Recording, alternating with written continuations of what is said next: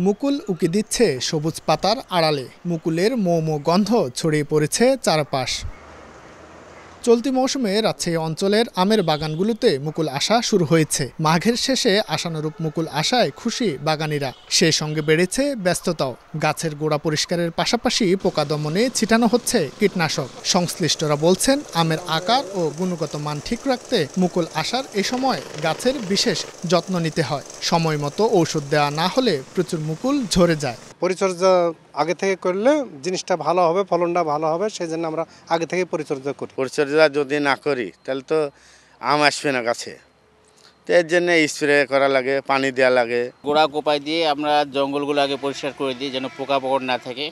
তারপরে ভারী কোপ দিলে আপনার যে জমির উর্বরতা সেটা আসে, আসার পরে সারটা দিয়ে পানি দিয়ে আবার কোপ দেওয়া হয়, তাহলে জমির উর্বরতা ভালো আসে এবং গাছের ফলটা ভালো হয়। আমের উৎপাদন ঠিক রাখতে বাগানীদের পরামর্শ দেয়া হচ্ছে বলে জানায় ফল গবেষণা কেন্দ্র। গাছে যদি পোকার উপদ্রব থেকে থাকে তাহলে অবশ্যই আমাদেরকে একটা স্প্রে অতি দ্রুত এখনই দিয়ে দিতে হবে। আর মুকুল আসার পরে যেটা দিব সেটা হলো আমরা ইমিডাক্লোরোপিড 0.75 ml পার লিটারে এবং 2 গ্রাম ম্যানকোজেব পার লিটার পানিতে দিয়ে পুরোপুরি স্প্রে করে দিতে হবে। কৃষি বিভাগের তথ্য মতে রাজশাহী অঞ্চলে 96,200 হেক্টর জমিতে আমের বাগান রয়েছে।